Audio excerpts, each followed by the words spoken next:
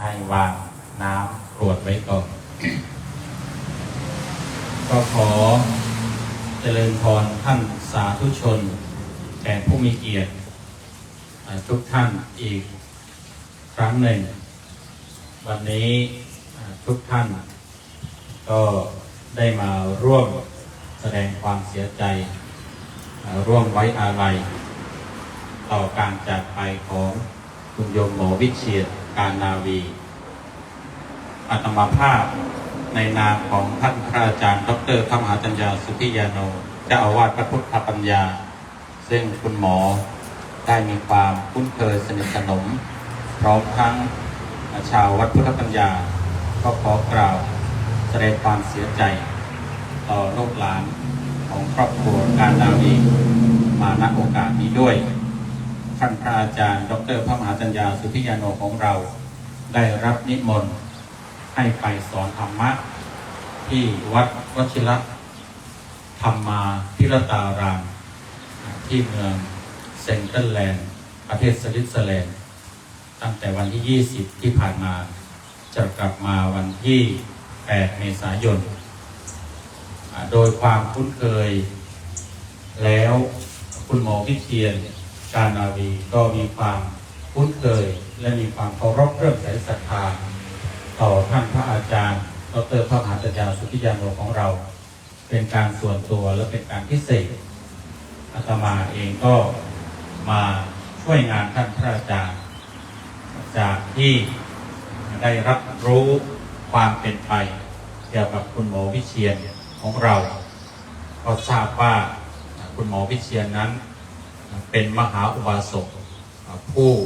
มีความใฝ่ธรรมเป็นอย่างยิ่งได้มาพร้อมกับคุณหมอนพวรรณการนาวีภริยามาสนทนาธรรม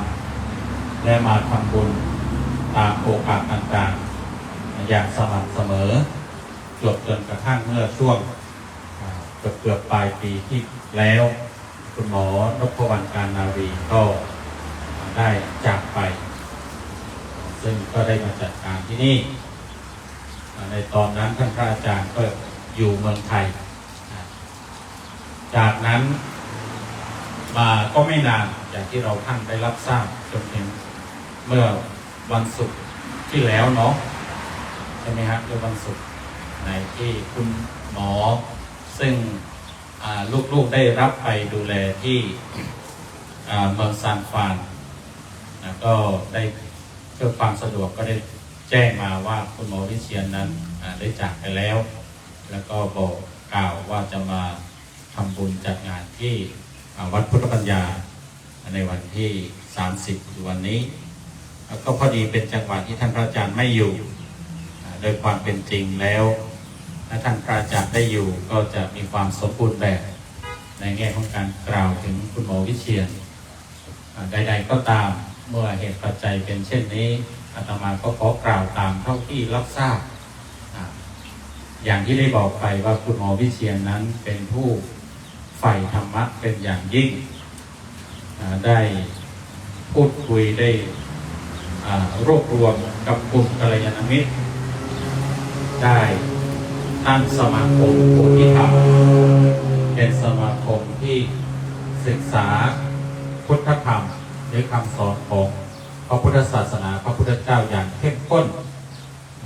นอกจากนั้นแล้วโดยส่วนตัวของคุณหมอวิเชียรนั้นในช่วงที่วัดยานเวศกวันโดยการเป็นประธานสงฆ์เป็นเจ้าอาวาสก็คือสมเด็จพระพุทธโฆษาจารย์ปอ.ประยุทธ์โตได้จัดทำหนังสือพุทธธรรมพร้อมทั้งหนังสือและคำบรรยายทั้งหมดของท่านเจ้าพระคุณสมเด็จพระโฆษาจารย์เป็นแบบออดิโอหรือว่าเป็นแบบ MP3 ไฟล์เสียงแล้วก็จัดทำเป็นแบบวิทยุเล็กๆที่บรรจุหนังสือพุทธธรรมแล้วก็หนังสืออื่นๆของท่านเจ้าคุณสมเด็จพระโฆษาจารย์เอาไว้ทั้งหมดคุณหมอวิเชียรนี่ก็เป็นกำลังอย่างยิ่งในการเผยแพร่งานของท่านเจ้าพระคุณสมเด็จพระโฆษาจารย์ของเรา ยังได้มีศรัทธาซื้อจัดหาวิทยุสื่อธรรมะพร้อมทั้งผู้มือใช้เนี่ยมาแจกจ่ายกัลยาณมิตรและก็พระสงฆ์ที่เคารพนับถืออาตมาเองโดยส่วนตัวก็ได้รับชุดหนึ่งก็ได้ประโยชน์จากการฟังมีความง่ายมีความสะดวกในการฟังธรรมศึกษาธรรมของท่านเจ้าพระคุณสมเด็จพระพุทธโฆษาจารย์ก็ได้ความอำนวยความสะดวกของคุณหมอวิเชียรท่านก็เป็นผู้ที่สนใจในการที่จะศึกษาเอาธรรมที่เป็นเรียกว่ายอดธรรมมาประยุกต์ใช้ในการทำความเข้าใจพุทธธรรมและในการดำเนินชีวิตท่านบอกว่าพุทธศาสนาเหล่านั้นจะทำลายกิเลสดับทุกข์ได้ด้วยปัญญาท่านจึงพยายามที่จะเผยแพร่หรือว่าโน้มน้าวหรือชักชวนพระสงฆ์ก็ตามหรือกัลยาณมิตรก็ตามให้ได้ศึกษาในส่วนของหมวดธรรมที่จะนำไปสู่การดับทุกข์ได้อย่างแท้จริงที่เรียกว่าโพธิปักขิยธรรม37ประการมาได้หลายครั้งที่มาวัดก็ท่านก็จะชวนสนทนาเรื่องเกี่ยวกับโพธิปักขิยธรรมนี้อันนี้ก็แสดงว่าคุณหมอนั้นเป็นมหาอุบาสกผู้เข้าใจในแก่นธรรมของพระพุทธศาสนาเป็นอย่างดีเมื่อการเวลาผ่านไปสมาคมเราก็ ได้ยังให้การอุปถัมภ์ให้การบำรุงวัดพุทธปัญญาด้วยท่านก็ได้เป็นแกนนำในการที่จะนำปัจจัยมาบำรุงวัดพุทธปัญญาของเราด้วยแต่พอการเวลาผ่านไปทุกท่านก็มีวัยที่ล่วงไปตามการเวลาความชราภาพเข้ามาเยือนนั้นคุณหมอวิเชียรเองก็เมื่อมีความแก่ก็จะมีความเจ็บตามมาเกิดแล้วก็แก่แล้วก็เจ็บเมื่อเจ็บจนถึงที่สุดก็ต้องมีจากไปดังที่ท่านได้ประสบพบเจออันนี้ก็ถือว่าเป็นธรรมดาของชีวิตของคุณหมอก็ถือได้ว่าใช้ชีวิตตนเองนั้นสอนธรรมะหรือสื่อธรรมะคือความจริงสัจธรรมคือความจริงคือความแตกดับสลายของสังขารร่างกายนี้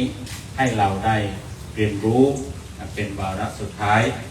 ดังนั้นในวันนี้ที่ทุกท่านได้มาร่วมแสดงความเสียใจร่วมไว้อาลัยก็ขอให้ได้เข้าใจถึงสัจธรรมความจริงอันมีคุณหมอวิเชียรเราเป็นผู้สื่อนี้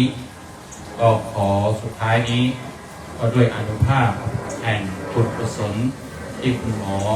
ได้กระทำแล้วและเราท่านทั้งหลายได้ร่วมกระทำความเป็นให้เป็นไปในวันนี้จงมารวมกันเป็นตบะเดชะภรวะปัจจัยเสริมส่งให้คุณหมอสุขสงบในสัมปรายภพยิ่งขึ้นไปด้วยเถิดต่อไปก็ขอเชิญรับพรกรวดน้ำอุทิศส่วนกุศลนะ